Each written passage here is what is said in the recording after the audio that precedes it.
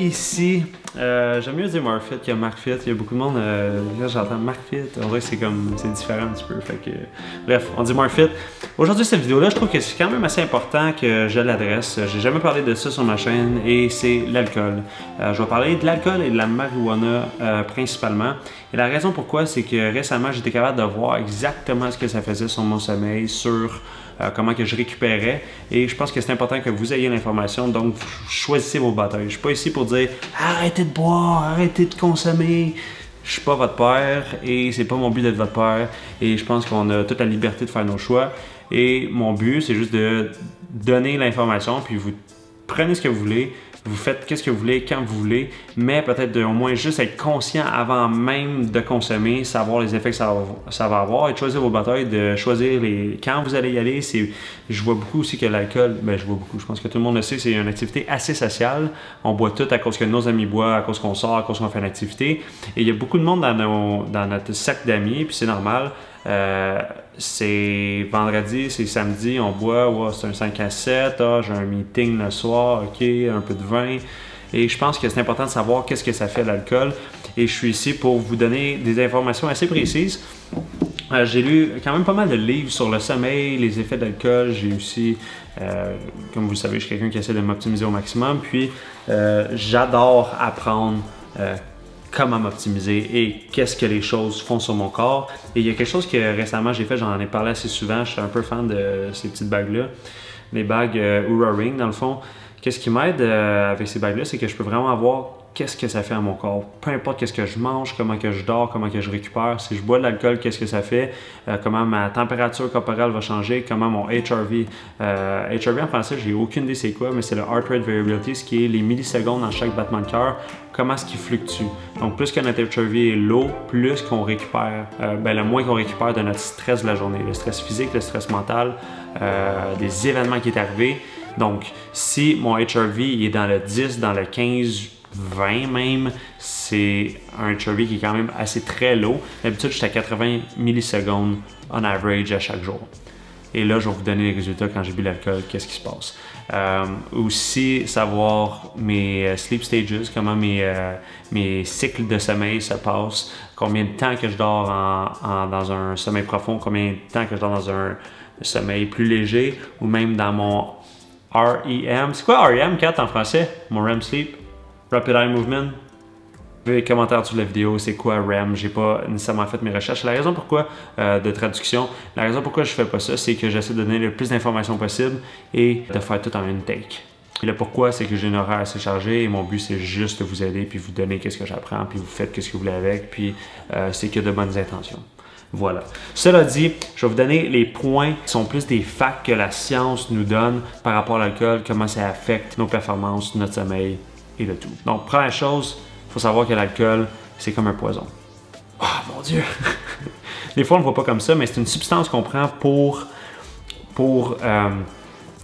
s'intoxiquer. Le but, c'est de s'intoxiquer, c'est d'être sous, c'est d'être dans un autre état d'esprit. Puis c'est la même chose avec la marijuana, c'est la même chose avec plein de choses qu'on prend. Même la caféine, on veut être stimulé. Puis toutes les mammifères veulent être drogués. C'est un fact. Même les dauphins, ils vont mordre une certaine sorte de poisson. Je ne m'en rappelle pas si c'est un oursin ou peu importe. Mais ils vont juste le mastiquer juste un peu sans le tuer pour avoir le poison qui est le mécanisme de défense de ce poisson-là pour être high. Même les dauphins font ça. Il y a beaucoup, les éléphants, ils vont manger la maroula pour être plus high. Il y a beaucoup de mammifères qui vont se droguer. Donc ça, je trouvais que c'était quelque chose d'important à savoir parce que c'est juste de montrer qu'on est normal. Si on veut consommer, puis on veut changer notre état d'esprit, il se passe de quoi, on a la facilité d'aller prendre des substances pour changer notre état d'esprit. La chose que ça fait, c'est que ça va stun, ça va bloquer le processus d'assimiler les carbs et les fats. Donc, tu sais, il y en a beaucoup qui disent « Ah, tu bois de l'alcool, ça te rend fat ». C'est pas nécessairement boire de l'alcool, les calories de l'alcool, c'est pas nécessairement ça qui va te rendre, qui va te faire prendre du gras. C'est vraiment le fait que tout ce que tu manges pendant que tu as bu, puis qu'est-ce que souvent après une bonne brosse, ben le soir, tu t'en vas au McDonald's, tu prends, ou si tu viens de fumer quelque chose, tu vas prendre bien de la nourriture parce que tu as faim. Puis c'est l'effet de la substance qui bloque dans le fond, qui te donne le signal à ton corps, j'ai faim, j'ai faim. Puis là, tu vas manger plus. Puis qu'est-ce qui arrive, c'est que ton corps il n'est pas apte à procéder autant les carbs puis les fats quand tu as bu de l'alcool. Puis qu'est-ce qui arrive, c'est que tu vas plus avoir de facilité de le mettre dans les réserves de graisse. Et ça, c'est juste un fact. Deuxième chose, c'est que ton niveau de testostérone va diminuer de 45 à 50% quand tu as bu. Quand tu es sous, là, je parle pas d'une consommation ou deux, mais quand tu es sur un bon party, puis tu es un peu tipsy, puis tu es un peu chaud, ça va diminuer ta testostérone. On sait tout que la testostérone, c'est une des hormones qui nous aide à récupérer, à nous donner l'énergie, à vraiment juste être optimal le lendemain. Puis la testostérone, souvent aussi pendant le sommeil, c'est là que c'est produit, le growth hormone, notre hormone de croissance. Donc, l'alcool va inhiber la production de testostérone. Ça va aussi réduire le muscle protein synthesis, donc la synthèse de la protéine musculaire, j'imagine, ça doit être ça la traduction à peu près. Ça, si vous voulez gagner de la masse musculaire ou si vous voulez développer les fesses que vous voulez ou peu importe, vous voulez trigger le muscle protein synthesis le plus souvent possible dans une journée. Et la raison pourquoi, c'est que ça vous aide à construire la masse musculaire. Donc, boire de l'alcool, ça réduit ça, donc no good for the gains. Quatrième chose, ça va complètement diminuer votre habilité d'apprendre. Et là, ça c'est là que je trouve que c'est super intéressant et que la plupart du monde ne prend pas nécessairement en considération ce point-là, c'est que l'alcool, ça va détruire un peu vos cycles de sommeil. Puis la raison pourquoi, c'est que ça va attaquer principalement votre REM sleep. Donc le Rapid Eye Movement, comme je l'ai mentionné un petit peu, le Rapid Eye Movement, qu'est-ce qui arrive, c'est que pendant ce processus-là, c'est là qu'on tout ce qu'on a appris durant notre journée, tout ce qu'on a appris les 2 journées avant, c'est là qu'on prend toutes ces datas-là, puis que là, notre cerveau va tout le process, puis va nous le faire apprendre. Exemple, dans le REM Sleep, c'est votre journée que vous venez d'avoir, vous allez repasser toute la journée au complet 3 fois plus vite pendant votre sommeil. Et là, c'est pendant ce temps-là qu'on apprend les nouveaux skills. Donc, là, il y en a beaucoup qui vont dire « Ah, apprendre, ok, peu importe, je suis pas à l'école, j'ai pas besoin d'apprendre, je m'en fous, moi. » La seule affaire, c'est exemple que vous faites du MMA, les skills que vous venez d'apprendre, tous les petits mouvements que dans le fond, ça prend un certain processus puis un temps de repos pour l'apprendre, vous allez l'apprendre moins vite. Peu importe c'est quoi les skills que vous jouez au hockey, que vous jouez au baseball, que vous voulez apprendre une nouvelle chose, que vous commencez à sabler certains meubles, construire des meubles ou peu importe, le fait de l'assimiler, une nouvelle matière, ça va être vraiment plus compliqué. Puis je trouve que c'est super important pour les étudiants parce que souvent, on va faire des sessions d'études ou peu importe, on a un examen le lundi, le vendredi, samedi, on sort, le dimanche, on se met à réétudier et là, on n'est vraiment pas optimal. Donc c'est pour ça que je disais choisir nos batailles, c'est que c'est important de savoir qu'est-ce que ça fait sur le learning process parce que ça va vraiment réduire votre learning process et ça peut aller même jusqu'à 3 jours après avoir fini de boire. Donc, ça, je trouvais ça super important. Puis aussi, pendant le REM sleep, qu'est-ce qui arrive, puis c'est super disturb pendant qu'on boit, c'est que le REM sleep, c'est le moment où ça nous aide, quand on se réveille, à pas être frustré un peu, pas se lever du mauvais pied. C'est ça qui nous donne aussi d'être plus concentré le lendemain. Tandis que le deep sleep, le sommeil plus profond, c'est là qu'on récupère plus physiquement. Donc, c'est là qu'on a notre production d'hormones de croissance. C'est là qu'on récupère de tous les entraînements qu'on a faits, plus physiquement. Je dirais que le REM sleep. Chacun se complète, il n'y en a pas un meilleur que l'autre, chacun vraiment il va se compléter. Puis qu'est-ce qui arrive, c'est au début de une nuit, le monde des fois il pense qu'il passe d'un cycle de sommeil à un autre, puis c'est juste un métronome, puis c'est deep sleep, light sleep, REM sleep, deep sleep, le monde pense des fois c'est ça. Mais c'est pas vraiment ça, c'est au début, ça le fait un petit peu, mais c'est pas à un pourcentage égal que ça se passe pendant toute la nuit. Au début de la nuit, il va y avoir plus de sommeil profond, puis le plus qu'on s'en vient vers la fin de notre nuit, vers la matinée, parce qu'on est censé aller se coucher quand il fait noir et se réveiller quand quand le soleil commence à se lever, le plus qu'on va avoir de REM sleep vers la fin. Donc, on a de moins en moins de deep sleep, puis on se réveille tranquillement, puis là, c'est là qu'on est dans le REM sleep, c'est qu'on rêve, puis c'est ça. Une autre chose aussi que je trouvais super intéressant, c'est que j'ai écouté un podcast de Joe Rogan. Si vous êtes anglophone, vous allez sûrement le connaître. Si vous ne parlez pas en anglais, c'est un petit peu malheureux, parce que c'est vraiment un bon podcast. Mais il y avait un invité qui c'était Matt Walker, j'en ai parlé aussi dans une de mes vidéos, comment être plus productif. C'est Why We Sleep. Ça, c'est son livre qui est sorti. Je pense pas qu'il y ait une traduction française, je suis pas sûr, il faudrait vérifier parce qu'il est quand même populaire le livre, fait que ça se peut. Mais dans ce podcast-là, il expliquait vraiment qu'est-ce que ça faisait, dans le fond, l'alcool, puis même la marijuana, puis comment il expliquait l'importance du sommeil, puis je trouve que c'est vraiment un bon podcast. Un podcast d'environ 3 heures, mais c'est vraiment quelque chose à écouter. Je vous le suggère à 100%. J'aime vraiment ça, les longs formats, puis il y a vraiment toutes sortes de guests qui vont à son podcast, puis c'est bon pour nous montrer différentes choses, puis il faut être ouvert d'esprit. Il y a du monde, je pense que la majorité du monde qui écoute mon YouTube, ils savent que je suis quelqu'un d'assez un peu weird, fucké, j'essaie des affaires. Je suis beaucoup self-aware, je suis beaucoup vers le développement personnel, puis je pense que c'est important d'être ouvert d'esprit, puis son podcast va vous amener plein de sortes d'idées, puis des fois même, ils vont dire quelque chose, c'est pas nécessairement par rapport au sujet qu'ils parlent, mais ça va vous allumer des lumières dans votre cerveau par rapport au projet, peu importe. Donc c'est super important d'être cultivé, d'être différent, d'être ouvert à toutes sortes d'idées, puis c'est pas nécessairement parce que quelqu'un dit quelque chose qui vous attaque, c'est juste un point de vue différent. Donc, en termes de data, qu'est-ce qui est arrivé les 2 dernières fois que j'ai bu? Donc, à ma fête, j'étais vraiment content parce que je savais que j'allais boire probablement. Pas que j'étais content de boire, mais j'étais content qu'on faisait un party chez nous, c'était cool. Puis j'avais la Oura Ring. Puis là, j'étais comme, oh my god, ça va tellement être intéressant parce que je vais pouvoir boire. Puis je vais tracker qu'est-ce qui se passe pendant mon sommeil, comment ça m'affecte vraiment. Est-ce que ça m'affecte vraiment? Tu sais, je sais que c'est pas bon pour mon growth hormone, c'est pas bon pour ma production de testostérone. Si je mange, je sais que ça me fait sur le corps. Puis j'ai tout le temps, les dernières années, avec ma job, je suis besoin d'être en shape. Puis c'est pas quelque chose qui me manque de boire puis de faire le party autant. Je l'ai tellement fait de comme 14 ans à 20 ans que c'était rendu juste trop. C'était 3, 4 fois, 5 fois semaine. Des fois même plus que ça. Puis des fois, j'arrivais même dans mes cours puis j'étais encore un peu feeling, mettons. Mais, je pense que c'est la jeunesse, c'est ça, c'est faire le party. Cela dit, ce qui était vraiment intéressant, c'est que à ma fête, ma fête c'est le 10 septembre, mais on a fêté le 9 septembre. La nuit du 9 septembre, mon HRV d'habitude était à 80, puis la nuit du 9 septembre, il était à 15. Donc les millisecondes dans chaque battement de cœur étaient à 15. J'ai passé de 80 à 15. 15, j'avais jamais vu ça de ma vie. J'ai jamais été de même si j'avais dormi 3 heures, même si j'étais sur la route, même si j'étais jet lag, j'ai jamais vu mon HRV à 15. Mon resting heart rate, donc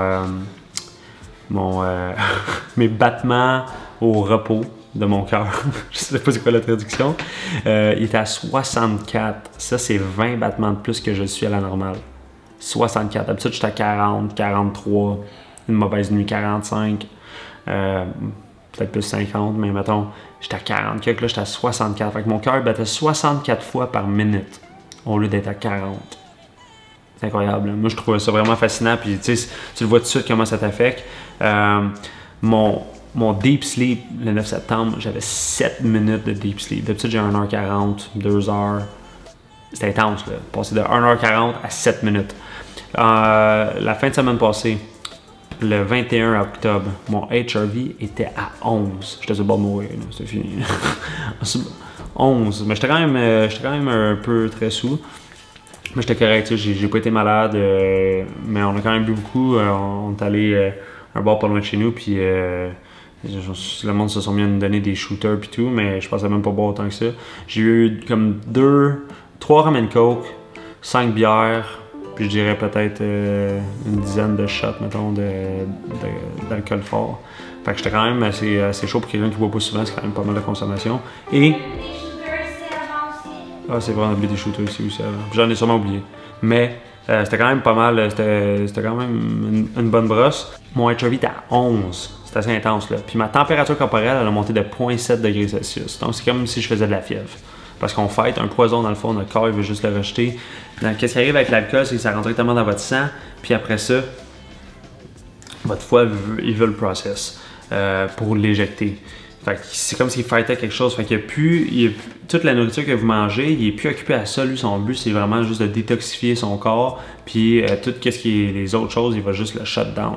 Fait que c'est pour ça que quand on mange, puis après ça, on est allé au McDonald's en plus après avoir bu, parce qu'on avait faim. Parce que non seulement l'alcool, c'est quelque chose qui va, dans le fond, signaler votre faim, dans le fond, ça va vous dire « Ah oui, j'ai faim, j'ai faim, j'ai faim. » Je sais pas comment l'expliquer exactement en français, mais bref. Ça va, c'est comme quand vous consommez la marijuana, vous avez faim après.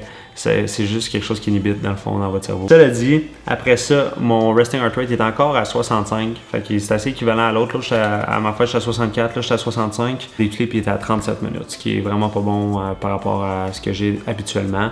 Je me sentais vraiment pas bien. Le lendemain, j'ai fait une sieste de 3 heures. Même en faire ma fête, j'ai dormi pendant 4 heures le lendemain de plus que ma nuit de sommeil. Donc c'est vraiment pas récupérateur. Cela dit, je trouvais ça vraiment intéressant de faire cette vidéo. Dites-moi qu'est-ce que vous en pensez. J'avais pensé peut-être faire un genre de vidéo où est-ce que je testerais par rapport à une consommation, parce que je connais beaucoup de monde qui vont dire cette vidéo, ah mais moi, tu sais, je me défonce pas à toutes les fois que je bois. Puis je trouve ça super correct. Je bois juste une coupe de vin, je pense pas que ça a le même effet, parce que ça c'était des parties. Ce que je pensais faire, dis-moi si c'est une bonne idée, mais tout le monde dans mon équipe était comme non, fais pas ça parce que je vais pas nécessairement être productif. Puis j'ai besoin d'être productif parce que j'ai quand même des horaires assez chargés. C'est de faire une étude sur moi par rapport à l'alcool, par rapport au nombre de consommations que je prendrais. Donc, si je le fais, dites-moi si vous voulez que je le fasse, je boirais une bière, je trackerais tout ce qui se passe sur mon sommeil. Donc, comment ça affecte mon sommeil profond, mon REM sleep, comment ça affecte ma température corporelle, comment ça affecte mon HRV, juste une bière. Après ça, j'attendrai 3 jours le temps que mon corps récupère. Puis avec une bière, mettons, je vais récupérer plus vite, mais je veux juste vraiment pas qu'il y ait de conflit de je n'ai pas récupéré à 100%, puis là je bois encore.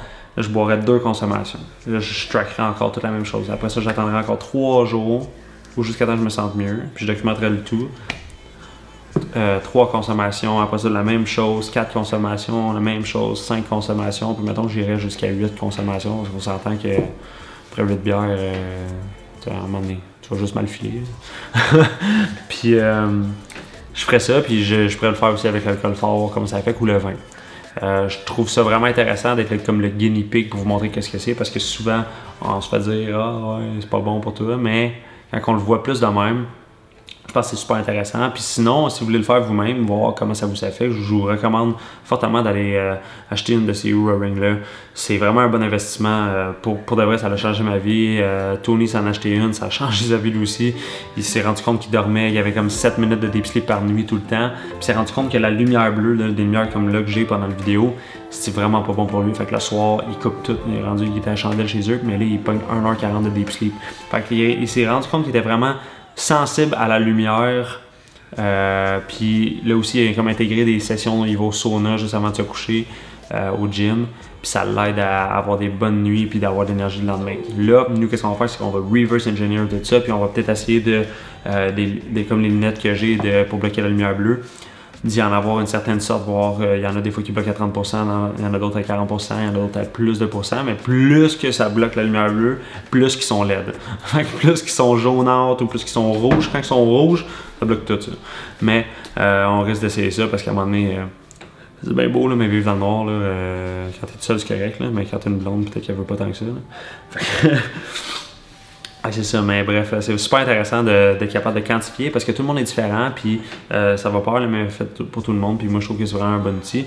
Cela dit, c'est des bagues que j'ai achetées, je comptais même pas faire la promotion de ça, je savais que le monde allait me poser des questions, parce que dès que je pose une photo de l'application, le monde se dit « Oh my god, c'est quoi ça, comment tu fais pour tracker ton sommeil? Ah, c'est intéressant. » Dans le fond, c'est que j'ai contacté la compagnie et je vous ai eu un discount code de 50$ US que vous allez sauver si vous commandez avec le coupon code MARCFIT. J'ai mis le lien dans la description de la vidéo. Si vous voulez juste voir c'est quoi, j'ai mis le lien vers une vidéo que j'ai faite aussi en anglais. Ça va, Rocco? J'ai mis le lien dans la description dans la vidéo. Donc, allez voir ça. Puis, je suis pas mal sûr que ça va vous aider à 100%. Et j'en parlerai pas si je croyais pas au produit. Puis, regarde, j'en ai 2. La raison pourquoi j'en ai 2, je voulais voir à quel point il est accurate, comment ça match de une à l'autre, si il y avait trop de variantes avant même que je commence à promouvoir le produit.